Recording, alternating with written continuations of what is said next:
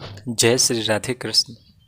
सच्चिदानंद स्वरूपाय विश्व उत्पत्त्यादि हेतुवे तापत्रय विनाशाय श्री कृष्णाय वयं नुमः। अर्थात सच्चिदानंद स्वरूप भगवान श्री कृष्ण को हम नमस्कार करते हैं, जो जगत की उत्पत्ति, स्थिति और विनाश के हेतु तथा आध्यात्मिक, आधिदैविक और आधिभौतिक तीनों प्रकार के तापों का नाश करने वाले हैं। कुछ देर हम लोग कीर्तन करेंगे।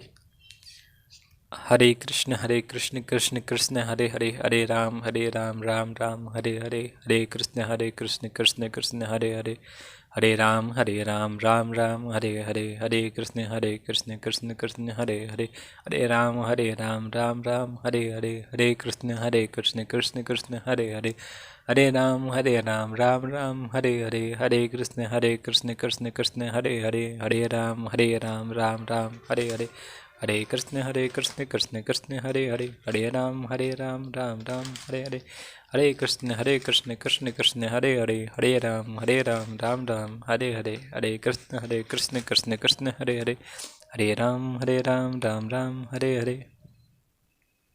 जय श्री राधे कृष्ण। श्री सूत जी शौनक जी को आगे कथा कहते हैं कि महाभारत के युद्ध के बाद जब सभी दोनों पक्ष के योद्धा लगभग मारे जा चुके थे और दुर्योधन भीम की गदा से, दुर्योधन अपने अंतिम घड़ियों में था, अंतिम सांसें गिन रहा था, उस समय अश्वत्थामा पांडवों के शिविर में जाकर सोए हुए पांचों पांडवों पुत्र के सर काट कर ले आया। इस घृणित कर्म की दुर्योधन ने भी निंदा की। इसके बाद अर्जुन भगवान श्री कृष्ण के साथ अश्वत्थामा को दंड देने के लिए निकल पड़े। जब अश्वत्थामा ने देखा कि उसके प्राणों पर संकट है तो उसने ब्रह्मास्त्र का संधान किया। श्री कृष्ण के आदेश से अर्जुन ने भी ब्रह्मास्त्र का संधान किया। दोनों ब्रह्मास्त्रों के कारण फैली अव्यवस्था को देखकर भगवान श्री भगवान की इच्छा से अर्जुन ने दोनों ही ब्रह्मास्त्र को लौटा लिए। अश्वत्थामा को पकड़कर अर्जुन अपने शिविर में ले पहुँचे और द्रौपदी को सौंप दिया। द्रौपदी ने गुरुपुत्र होने के कारण और उसकी माता गौतमी को भी ऐसे पीड़ा न हो जैसा उसे हो रहा है, इस कारण से उसने अश्वत्थामा को क्षमा किया। लेकिन श्री भगवान की आज्ञा से अर्जुन ने अश्वत्थामा के मस्तक की मणि तथा बाल उतार लिए। पांडव श्री कृष्ण के साथ मरे हुए स्वजनों का तर्पण कर लौटे। श्री कृष्ण उद्धव जी और सात्विकी जी के साथ द्वारका के लिए प्रस्थान के लिए रथ पर चढ़े ही थे कि उन्होंने देखा कि उत्तरा भय से विह्वल सामने दौड़ी आ रही है। उत्तरा ने कहा, पाहि पाहि महायोगिन देव देव जगतपते, नान्यम त्वद्भयं पश्ये यत्र मृत्यु परस्परम, अभिद्रवती मामी स शरस्तप्तायसो विभो, कामं दहतु माम नाथ मामे गर्भो निपात्यताम। अर्थात देवाधिदेव जगदीश्वर, आप महायोगी हैं, आप मेरी रक्षा कीजिए। आपके अतिरिक्त इस लोक में मुझे अभय देने वाला और कोई नहीं है, क्योंकि यहाँ सभी परस्पर एक दूसरे की मृत्यु के निमित्त बन रहे हैं। प्रभु, आप सर्वशक्तिमान हैं। यह दहकते हुए लोहे का बाण मेरी ओर दौड़ा आ रहा है। स्वामिन, यह मुझे भले ही जला डाले, परंतु मेरे गर्भ को नष्ट न करे, ऐसी कृपा कीजिए। पांडवों ने देखा कि पांडवों की ओर भी 5 बाण आ रहे हैं। भगवान श्री कृष्ण समझ गए कि अश्वत्थामा ने पांडवों के वंश को निर्वंश करने के लिए ऐसा किया है। उन्होंने अपने सुदर्शन चक्र से पांडवों की रक्षा की और श्री भगवान ने अपनी शक्ति से उत्तरा के गर्भ को आवृत कर दिया। इस तरह सबकी रक्षा की। जब भगवान श्री कृष्ण द्वारका जाने लगे तो कुंती अपने पुत्रों और द्रौपदी के साथ भगवान श्री कृष्ण की स्तुति की। नमस्ये पुरुषं त्वा अधमेश्वरं प्रकृतेः परम, अलक्ष्यं सर्वभूतानां बहिर्अवस्थितम्। अर्थात आप समस्त जीवों के बाहर और भीतर एक रस स्थित हैं, फिर भी इंद्रियों और वृत्तियों से देखे नहीं जाते, क्योंकि आप प्रकृति से परे आदि पुरुष परमेश्वर हैं। मैं आपको नमस्कार करती हूँ। कुंती की प्रार्थना के बाद भगवान श्री कृष्ण हस्तिनापुर लौट आए। जब वे कुंती, सुभद्रा आदि से विदा लेकर जाने लगे तो राजा युधिष्ठिर ने उन्हें रोक लिया। युधिष्ठिर को अपने किए हुए पर बहुत पछतावा था। भगवान श्री कृष्ण ने अनेकों इतिहास कहकर उन्हें समझाने की कोशिश की, परंतु उन्हें सांत्वना नहीं मिली। फिर सभी भगवान श्री कृष्ण के साथ कुरुक्षेत्र गए, जहाँ भीष्म पितामह सरसैया पर थे। भीष्म पितामह ने युधिष्ठिर को दान धर्म, राजधर्म, मोक्ष धर्म, स्त्री धर्म, भगवत धर्म, इन सब का अलग अलग संक्षेप और विस्तार से वर्णन किया। इसके साथ ही धर्म, अर्थ, काम और मोक्ष इन चारों पुरुषार्थों तथा इनकी प्राप्ति के साधनों का अनेकों व्याख्यान और इतिहास सुनाते हुए विभागशः वर्णन किया। इसके बाद उन्होंने भगवान श्री कृष्ण की सुंदर स्तुति की।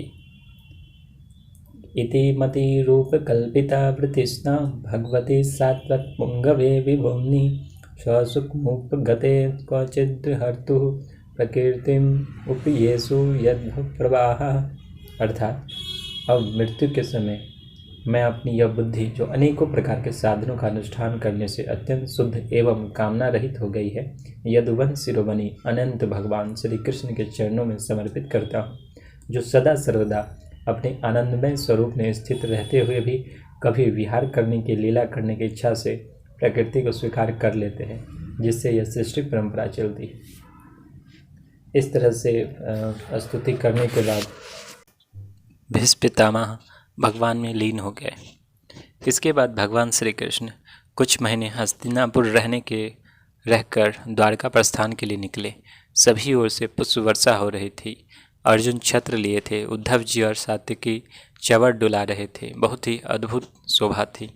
हस्तिनापुर की कुलीन रमणियाँ, जिनका चित्त भगवान में रम गया था, आपस में बातचीत कर रही थी कि स वै किलायं पुरुषः पुरातनो य एक आसीत् विशेष आत्मनि अग्रे गुणेभ्यो जगदात्म अनिश्वरे निमीलितात्मनिनिस्सी सुप्त शक्तिषु।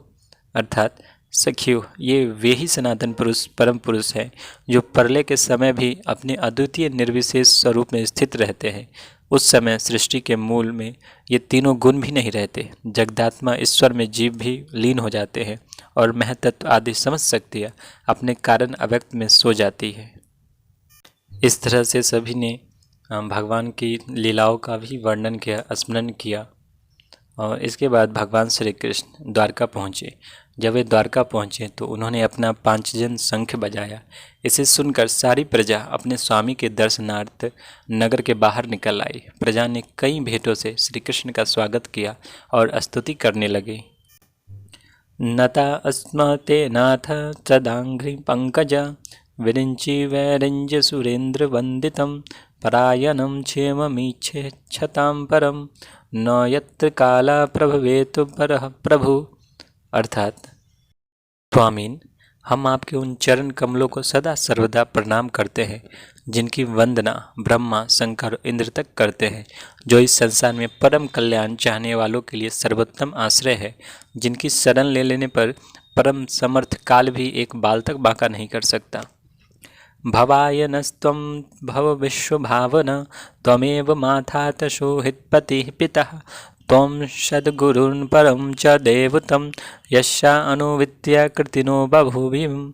अर्थात विश्वभावन, आप ही हमारे माता, सुहृद, स्वामी और पिता हैं। आप ही हमारे सद्गुरु और परम आराध्य देव हैं। आपके चरणों की सेवा से हम कृतार्थ हो रहे हैं। आप ही हमारा कल्याण करें। इसके बाद वसुदेव जी, अक्रूर जी, उग्रसेन, बलराम जी, प्रद्युम्न, सांब सभी अपने आवश्यक कार्य छोड़कर गजराज को आगे कर ब्राह्मणों से स्वस्ति पाठ करवाते हुए मांगलिक सामग्रियों के सुसज्जित होकर भगवान के अगवानी के लिए चले, भगवान से मिलने के लिए चले। शंख और तुरही आदि बाजे बजने लगे, वेद ध्वनि होने लगी। भगवान श्री कृष्ण के दर्शन के लिए सैकड़ों वारंगनाएँ पालकियों पर चढ़कर भगवान की अगवानी के लिए चली। बहुत से नट, नाचने वाले, गाने वाले, विरध बखानने वाले, सूत, मागध और बंदीजन भगवान श्री कृष्ण के अद्भुत चरित्रों का गायन करते हुए चले। भगवान श्री कृष्ण सबसे पहले अपने माता पिता के महल गए। वहाँ बड़े आनंद से देवकी आदि सातों माताओं को चरणों पर सर रखकर प्रणाम किया। उसके बाद आज्ञा लेकर वे अपने समस्त भोग सामग्रियों से संपन्न सर्वश्रेष्ठ भवन में गए।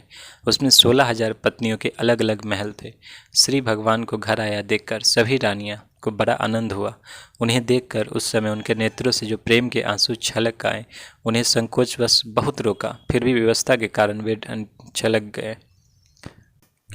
उद्दाम भावोऽप्यशु नामल वल्गुहास व्रीडावकवलोक निहतो मदनो अपि यासां सम्मुह चाप महजात प्रमदमास्ता यस्ये इंद्रियम विमथितुम कुहुकेन सेको। अर्थात जिनकी निर्मल और मधुर हंसी उनके हृदय के उन्मुक्त भावों को सूचित करने वाली थी, जिनकी लजीली चितवन की चोट से बेसुध होकर विश्व विजय कामदेव ने भी अपने धनुष का परित्याग कर दिया था, वे कामनियाँ अपने काम विलासों से जिसके मन में तनिक भी क्षोभ नहीं पैदा कर सकी, उन असंग भगवान श्री कृष्ण को संसार के लोग अपने ही समान कर्म करते देखकर आसक्त मनुष्य समझते हैं। यह उनकी मूर्खता है। तमय्यम मन्यते लोको हासंगमपि संगिनम आत्मप्येन मनुजम व्यापुन्मान यतो बुधः। एतद्देशन्मीशस्य प्रकृतिस्तथो अपि तद्गुणः न युज्यते सदा आत्मस्थैर्यथा बुद्धिस्तदाश्रयः। अर्थात यही तो भगवान की भगवत्ता है कि वे प्रकृति में स्थित होकर भी उसके गुणों से कभी लिप्त नहीं होते। जैसे भगवान की शरणागत बुद्धि अपने में रहने वाले प्राकृतिक गुणों से लिप्त नहीं होती। इधर धर्मराज युधिष्ठिर अपने प्रजा को प्रसन्न रखते हुए पिता के समान उसका पालन करने लगे। भगवान श्री कृष्ण के चरण कमलों के सेवन से वे समस्त भोगों से निष्प्रिय हो गए थे। उनके पास अतुल संपत्ति थी, बड़े बड़े यज्ञ किए, उनकी रानी और भाई अनुकूल थे, वे जम्बूद्वीप के एकमात्र स्वामी थे। किमते कामाशुर अस्पृहा मुकुंद मनसो द्विजा अधिज्य मूर्धम राज्ञा क्षुदे तस्य यथेतरे। अर्थात उनके पास भोग की ऐसी सामग्री थी जिसके लिए देवता लोग भी लालायित रहते हैं, परंतु जैसे भूखे मनुष्य को भोजन के अतिरिक्त दूसरे पदार्थ नहीं सुहाते, वैसे ही उन्हें भगवान के सिवा दूसरी कोई वस्तु सुख नहीं देती थी। उत्तरा के गर्भ में वह वीर सुसु जब ब्रह्मास्त्र के तेज से जलने लगा, तब उसने देखा कि उसकी आंखों के सामने एक ज्योतिर्मय पुरुष है। उनका स्वरूप बहुत ही निर्मल है, श्यामल शरीर है, बिजली के समान चमकता पीताम्बर है, सिर पर सोने का मुकुट है, बड़ी ही सुंदर सुंदर 4 भुजाएं हैं, कानों में तपाए हुए स्वर्ण के कुंडल हैं, आंखों में लालिमा और हाथों में लोके के समान जलती हुई गदा लेकर शिशु के चारों ओर घूम रहा है।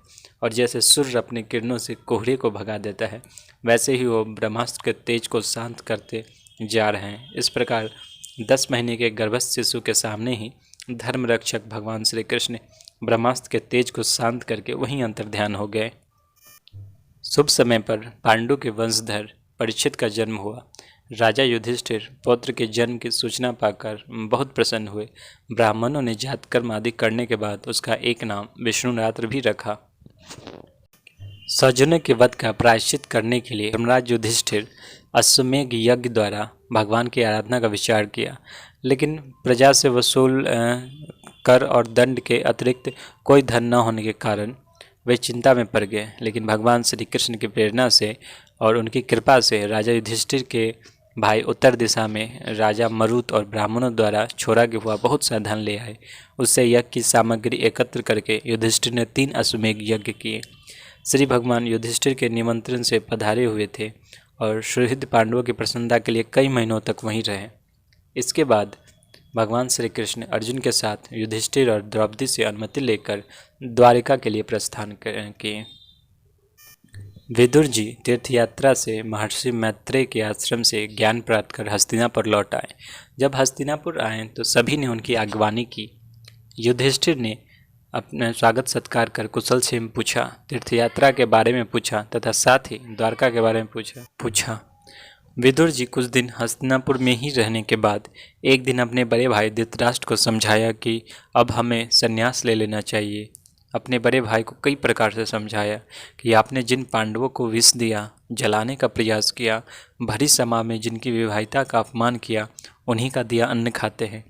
धृतराष्ट्र, गांधारी और विदुर तीनों ने उसी रात हस्तिनापुर त्याग कर हिमालय के लिए निकल पड़े और हिमालय पहुंच गए। इधर जब युधिष्ठिर जब सुबह उठे और उनका आशीर्वाद लेने के लिए गए तो उन्हें न पाकर उन्होंने संजय से पूछा। संजय को भी कुछ पता नहीं था। फिर देवर्षि नारद जी का आगमन हुआ।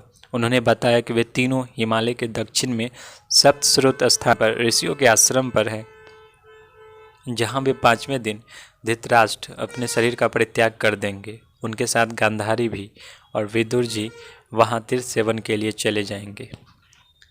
कुछ दिनों के बाद हस्तिनापुर में कई तरह के अपशकुन होने लगे। ऋतुएं बेसमय हो गई, लोग क्रोधी, लोभी, असत्य परायण हो गए। कई तरह के अपशकुन होने लगे। इधर अर्जुन भी द्वारका लौट आए। युधिष्ठिर सभी के सामने अर्जुन से द्वारका में भगवान श्री कृष्ण के समाचार के बारे में पूछते हैं और अर्जुन भगवान कृष्ण की कृपा से उसने क्या क्या किया, कैसे स्वयंवर जीता, कैसे कैसे युद्ध लड़ा, सभी कुछ बताकर यदुवंशियों के अंत और भगवान श्री कृष्ण के स्वधाम गमन के बारे में बताया। ये सब सुनकर युधिष्ठिर ने हस्तिनापुर के राजा के रूप में परीक्षित और मथुरा में अनिरुद्ध के पुत्र वज्र का राज्याभिषेक किया और उत्तर दिशा की ओर महाप्रस्थान किया। उनके साथ द्रौपदी और अन्य पांडवों ने भी युधिष्ठिर का अनुगमन किया। विदुर जी ने भी प्रभास क्षेत्र में अपने शरीर का त्याग कर दिया। राजा परीक्षित धर्मानुसार ब्राह्मणों द्वारा दिए गए शिक्षा के अनुसार पृथ्वी पर शासन कर रहे थे। एक बार उन्हें पता लगा कि उनके राज्य में कलयुग का आगमन हुआ है, प्रवेश हो गया है। वे उसे मारने के लिए निकल पड़े। सरस्वती नदी के तट पर उन्होंने देखा कि एक राजा भेषधारी बैल और गाय को ठोकरे मारता ले जा रहा है। बैल के 3 पैर नहीं है और गाय भी अत्यंत दुर्बल और रो रही है। परीक्षित ने उसे रोका और मारने के लिए उद्यत हुआ। तब सभी ने परिचय दिया कि वह बैल धर्म है और गाय पृथ्वी और वो राजा भेषधारी कलयुग है। परीक्षित ने जैसे ही कलयुग को दंड देने के लिए हाथ में धनुष बाण लिया, कलयुग राजा परीक्षित के शरण में आ गया। कलयुग के प्रार्थना पर राजा परीक्षित ने उन्हें पहले 4 स्थान दिए, द्यूत, मद्यपान, स्त्री संग और हिंसा, लेकिन दोबारा प्रार्थना पर 5वां स्थान सुवर्ण भी दे दिया। इन 5 स्थानों में कलयुग का वास है। राजा परीक्षित ने धर्म जो बैल के रूप में थे उनके सत्य के अलावे 3 पैर, तपस्या, शौच और दया भी जोड़ दिए और आश्वासन देकर पृथ्वी का संवर्धन किया। राजा परीक्षित एक दिन शिकार खेलने के लिए वन में गए, लेकिन काफ़ी थक जाने के कारण भूख प्यास से उन्हें कोई जलाशय नहीं मिल रहा था। लेकिन पास में ही एक ऋषि का आश्रम था। वे वहाँ गए। उन्होंने देखा कि एक ऋषि अपनी आंखें बंद किए तपस्या में बैठे हुए हैं। उन्होंने उनसे जल मांगा, लेकिन जल मांगना उनसे बातचीत तो दूर, उन्होंने अपनी आंखें खोलकर देखे भी न। अपने को अपमानित समझकर राजा परीक्षित ने अपने बाण से एक मरा हुआ सर्प लेकर ऋषि के गले में डाल दिया और अपने राजमहल लौट आए। राजा परीक्षित जब राजमहल लौटे, उन्हें अपने किए पर पछतावा होने लगा। थोड़ी ही देर बाद उन्हें ज्ञात हुआ कि ऋषि कुमार के श्राप से वो तक्षक द्वारा 7वें दिन मारा जाएगा। राजा परीक्षित सब कुछ छोड़कर गंगा जी के तट पर बैठ गए और आमरण अनशन का निश्चय कर भगवान श्री कृष्ण के चरण कमलों का ध्यान करने लगे। उसी समय वहाँ कई ऋषि मुनि अपने शिष्यों के साथ वहाँ पधारे। उस समय वहाँ पर अत्रि, वशिष्ठ, च्यवन, अंगिरा, मैत्रेय आदि कई ऋषि पधारे। राजा परीक्षित सभी का स्वागत कर रहे थे तथा भगवान के प्रेममयी लीलाओं को सुनाने की प्रार्थना कर रहे थे। उसी समय वहाँ परम तेजस्वी श्री सुखदेव जी महाराज वहाँ आए। परीक्षित ने सुखदेव जी से मरणासन पुरुष को क्या करना चाहिए, इस बारे में प्रश्न किया। राजा परीक्षित सुखदेव जी से सृष्टि से संबंधित प्रश्न भी पूछते हैं। सुखदेव जी सबका उत्तर देते हैं, सृष्टि के विषय में बताते हैं। श्री सुखदेव जी राजा परीक्षित को उनके भगवान के अवतारों के बारे में बताते हैं। फिर भगवान ने ब्रह्मा जी को 4 श्लोकों की भागवत उपदेश दिया, ये भी बताते हैं। इसके बाद श्री सुखदेव जी राजा परीक्षित को विदुर जी और उद्धव जी की वार्ता के संबंध में बताते हैं। उद्धव जी विदुर जी को भगवान की लीलाओं का स्मरण कराते हैं, भगवान की लीलाओं की चर्चा करते हैं, उनके स्वधाम गमन की चर्चा करते हैं। विदुर जी उसके बाद मैत्रेय मुनि जो हरिद्वार क्षेत्र में विराजते थे वहाँ पहुँचे। विदुर जी ने सृष्टि से संबंधित कई प्रश्न किए मैत्रेय मुनि से, जिनका उत्तर मैत्रेय मुनि ने दिया। मैत्रेय मुनि विदुर जी को ब्रह्मा जी की उत्पत्ति तथा ब्रह्मा जी द्वारा श्री भगवान की स्तुति के संबंध में बताते हैं। फिर 10 प्रकार की सृष्टियों का वर्णन करते हैं। मैत्रेय मुनि विदुर जी को ब्रह्मा जी के सृष्टि विस्तार का वर्णन करते हैं। ब्रह्मा जी ने सर्वप्रथम अज्ञान की 5 वृत्तियाँ तम, मोह, महामोह, तामिस्त्र, अंध तामिस्त्र रची। इसके बाद श्री भगवान का ध्यान करने के बाद ब्रह्मा जी ने सनक, सनंदन, सनातन और सनत कुमार मुनि उत्पन्न की। फिर उनके भावों से रुद्र का जन्म हुआ। इसके बाद उन्होंने 10 पुत्र उत्पन्न किए, मरीचि, अत्रि, अंगिरा, पुलस्थ, पुला, कर्तृ, भृगु, वशिष्ठ, दक्ष और देवर्षि नारद। ब्रह्मा जी की छाया से कदर्म जी उत्पन्न हुए। मुख से देवी सरस्वती का जन्म हुआ। चारों वेद ब्रह्मा जी के चारों मुख से प्रकट हुए। और जब ब्रह्मा जी ने देखा कि इस सब में सृष्टि विस्तार नहीं हुआ, फिर उनके दोनों भागों से स्त्री पुरुष का एक जोड़ा प्रकट हुआ, जो मनु और शत्रुपा थे। मनु और शत्रुपा के वैवाहिक संबंध से प्रजा की वृद्धि होने लगी। उनकी 5 संतान हुई, जिनमें 2 पुत्र प्रियव्रत और उत्तानपाद तथा 3 पुत्री आकुति, देवहूति और प्रसूति थे। मनु ने आकुति का विवाह रुचि प्रजापति से, देवहूति का विवाह कदर्म जी से तथा प्रसूति का विवाह दक्ष प्रजापति से किया। इन तीनों कन्याओं की संतति से सारा संसार भर गया। विदुर जी ने मैत्रेय मुनि से पूछा कि शत्रुपा और मनु के जन्म के बाद क्या हुआ। मैत्रेय मुनि बताते हैं कि जब ब्रह्मा जी ने दोनों को प्रजा वृद्धि की आज्ञा दी, तब मनु ने पूछा कि हमारी भावी प्रजा रहेंगी कहाँ, क्योंकि उस समय पृथ्वी जल में डूबी थी। ब्रह्मा जी सोचने लगे कि इसे निकालूं कैसे। फिर श्री भगवान का ध्यान किया, तभी उनकी नासिका से अंगूठे के बराबर आकार का वराह शिशु निकला, जो देखते ही देखते बड़ा होकर क्षण भर में हाथी के आकार का हो गया। वराह भगवान स्वयं जल में घुसकर पृथ्वी को अपने दाढ़ों पर लेकर रसातल से ऊपर आए। जल से बाहर निकल आते समय हिरण्याक्ष ने जल के भीतर ही गदा से आक्रमण किया और श्री भगवान ने उसे मार डाला और पृथ्वी को बाहर ले आए। विदुर जी ने पुनः उनसे दत्तराज, हिरण्याक्ष और भगवान के मुठभेड़ के बारे में पूछा, जो पृथ्वी को जल से निकालते वक्त हुई थी। तब मैत्रेय जी विदुर जी को बताते हैं कि दक्ष की पुत्री थी दिति, जिसका विवाह मरीचि के पुत्र कश्यप जी से हुआ था। एक समय कश्यप जी अपने यज्ञशाला में आराधना में थे। दिति संध्या काल में पुत्र प्राप्ति की कामना से उनके पास आई और उनसे प्रार्थना पर ऋषि ने उनकी इच्छा पूर्ति का आश्वासन दिया, लेकिन कहा कुछ देर ठहरो, क्योंकि अभी संध्या काल है। लेकिन दिति नहीं मानी। कश्यप ऋषि ने संध्या समय ही दिति की इच्छा पूरी की। इसके बाद वे पुनः स्नान करके अपने यज्ञशाला में बैठ गए। कश्यप ऋषि ने दिति से कहा कि तुम्हारे पुत्र तो होंगे, 2 होंगे, लेकिन दोनों अधम और अमंगलमय होंगे और श्री भगवान के हाथों मारे जाएंगे। साथ ही दिति के पश्चाताप पर कश्यप ऋषि ने कहा कि तुम्हारे एक पुत्र के 4 पुत्रों में से एक पुत्र ऐसा होगा जो महान भक्त होगा। वही भगवत भक्त जिन्हें लोग भक्तराज प्रहलाद कह के कहते हैं। दिति ने 100 वर्षों तक गर्भ धारण किया। उस गर्भस्थ तेज से इंद्र आदि लोग तेजहीन हो गए। सूर्य का प्रकाश क्षीण होने लगा। सभी दिशाओं में अंधकार छाने लगा। सभी ब्रह्मा जी के पास जाकर सभी ने इसका कारण पूछा। ब्रह्मा जी ने बताया कि सनक, सनंदन, सनातन और सनत कुमार चारों एक बार वैकुंठ पहुँचे। वे भगवान से मिलने की लालसा में 6 ड्योढ़ी पार कर जब 7वें में पहुँचे तो वहाँ पर 2 द्वारपाल जय तथा विजय ने उन्हें रोक लिया। चारों कुमार आयु में ब्रह्मा जी के सृष्टि में सबसे बड़े रहने के बावजूद 5 वर्ष के बालक लगते थे तथा दिगंबर रहते थे। इस पर द्वारपालों ने चारों के तेज की हंसी उड़ाई और आगे जाने से रोक दिया। भगवान से न मिल पाने के कारण वे क्रोधित हो उठे। उन्होंने जय विजय को श्राप दिया कि उन्हें वैकुंठ छोड़कर पृथ्वी पर पापमय योनियों में जन्म लेना पड़ेगा। दोनों पार्षद इस समय दिति के गर्भ में हैं, ऐसा ब्रह्मा जी ने बताया।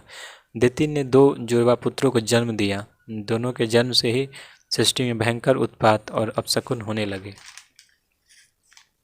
कश्यप ऋषि ने दोनों का नामकरण किया। एक का नाम हिरण्यकश्यपु तथा दूसरे का नाम हिरण्याक्ष रखा। हिरण्यकश्यपु ब्रह्मा जी के से वर से मृत्यु भय से मुक्त हो बड़ा उद्यत रहने लगा। हिरण्याक्ष स्वर्गलोक जीतकर जल क्रीड़ा करने समुद्र में चला गया। वो वरुण जी से जाकर उसकी हंसी उड़ाने लगा और युद्ध की इच्छा जताई, लेकिन वरुण जी ने भगवान के पास युद्ध के लिए भेज दिया। हिरण्याक्ष रसातल पहुंचा, जहां वराह भगवान पृथ्वी को अपने डाढ़ों पर ऊपर लेकर आ रहे थे। जब पृथ्वी को भगवान ने उचित योग्य स्थान पर रख दिया, तब हिरण्याक्ष से युद्ध किया और खेल ही खेल में हिरण्याक्ष को मार डाला। आगे मैत्रेय मुनि विदुर जी को ब्रह्मा जी द्वारा रचे गए कई सृष्टियों का वर्णन करते हैं तथा मनु के दो पुत्र उत्तानपाद और प्रियव्रत और एक पुत्री में देवहूति, जिनका विवाह कदम्ब प्रजापति से हुआ। देवहूति की 9 कन्याएं हुई। एक पुत्र हुए कपिल मुनि, जिन्होंने अपनी माता देवहूति को भक्ति योग का ज्ञान दिया। आगे मैत्रेय जी बताते हैं कि दक्ष की प्रजापति की पुत्री सती का विवाह शिव से हुआ था, लेकिन प्रतिकूल आचरण के कारण शिव के हाथों दक्ष प्रजापति दंडित हुए। विदुर जी ने पूछा कि दक्ष ने शिव से द्वेष क्यों किया, तो उन्होंने बताया कि एक बार दक्ष एक यज्ञ में जब आए तो सभी ने उठकर उनका सम्मान किया, लेकिन शिव जी बैठे ही रहे और इस कारण से वे दक्ष प्रजापति क्रोधित हो गए। उन्होंने शिव को बहुत ही भला बुरा कहा, लेकिन फिर भी शिव मौन ही रहे। इस पर और क्रोधित होकर दक्ष ने श्राप दिया कि इन्हें शिव को यज्ञ भाग न मिले। ये सब सुनकर नंदी को जब पता चला, उसने भी दक्ष को तत्व ज्ञान से विमुख और अपने सर के जगह बकरे का सिर लगने का श्राप दिया।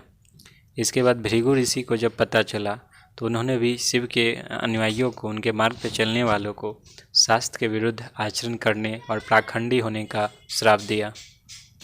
इसके कई दिनों के उपरांत जब एक बार दक्ष प्रजापति ने एक यज्ञ किया भगवान विष्णु की आराधना के लिए, सभी देवी देवता तैयार होकर उनके यज्ञ में जाने लगे। ये देखकर सती ने जब देखा कि सभी देवी देवता उनके घर जा रहे हैं, उनके मायके जा रहे हैं, तो उन्होंने शिव जी से प्रार्थना की कि उन्हें भी जाने दिया जाए। लेकिन शिव जी ने कई प्रकार से समझाया कि उनका जाना ठीक नहीं है। फिर भी सती उस यज्ञ में गई, उनके साथ नंदी आदि भी गए।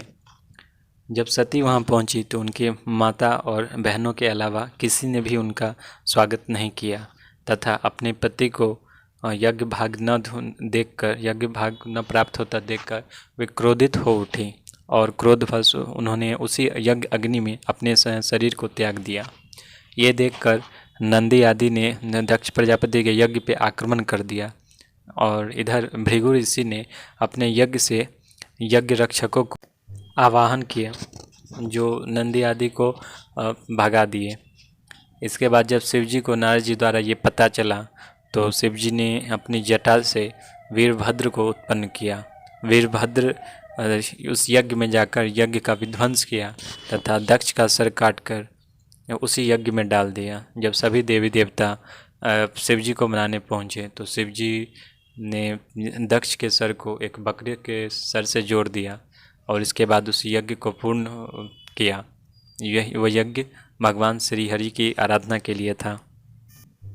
आगे की कथा हम लोग अगले वीडियो में सुनेंगे। जय श्री राधे कृष्ण।